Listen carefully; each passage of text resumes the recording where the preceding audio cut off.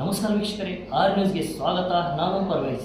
ಪಂಚಾಯಿತಿ ನೌಕರರ ಬೇಡಿಕೆಗಳನ್ನು ಇಟ್ಟುಕೊಂಡು ಕಳೆದ ಹಲವಾರು ವರ್ಷಗಳಿಂದ ನಾವು ಹೋರಾಟ ಮಾಡುತ್ತಾ ಬಂದಿದ್ದೇವೆ.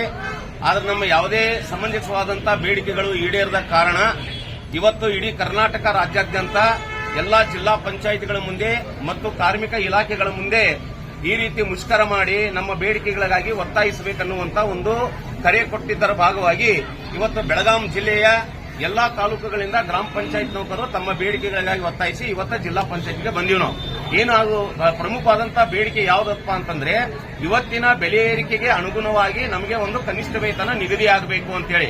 ಈಗಾಗಲೇ ಗ್ರಾಮ ಪಂಚಾಯತ್ ನೌಕರರು ಕನಿಷ್ಠ ವೇತನ ಕಾಯ್ದೆ ಒಳಗ ಅದಾರ. ಆದ್ರೆ ಪ್ರತಿ ವರ್ಷ ಡಿಎ ಮಾತ್ರ ಸಿಗ್ತೈತಿ. 5 ವರ್ಷಕ್ಕೊಮ್ಮೆ ಅವರ ಪೇಮೆಂಟ್ ರಿವೈಸ್ ಆಗ್ಬೇಕು, ಅಂದ್ರೆ ಪರಿಷ್ಕರಣೆ ಆಗ್ಬೇಕು.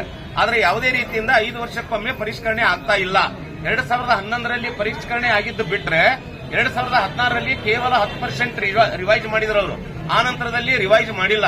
ಇವತ್ತಿನ ಬೆಲೆ ಏರಿಕೆಯ ಆಧಾರದಲ್ಲಿ ನಮಗೆ ಕನಿಷ್ಠ ವೇತನ 38,000 ರೂಪಾಯಿ ನಿಗದಿ ಮಾಡಬೇಕನ್ನುವಂತ ನಿಟ್ಟಿನಲ್ಲಿ ನಾವು ಈಗಾಗಲೇ ಹಲವಾರು ಬಾರಿ ಹೋರಾಟ ಮಾಡಿ ಸರ್ಕಾರದ ಗಮನವನ್ನ ಸೆಳೆದಿವಿ. ನಾವು ಆಮೇಲೆ ಕಾರ್ಮಿಕ ಇಲಾಖೆಯ ಗಮನವನ್ನು ಸಹ ಸೆಳೆದಿವಿ.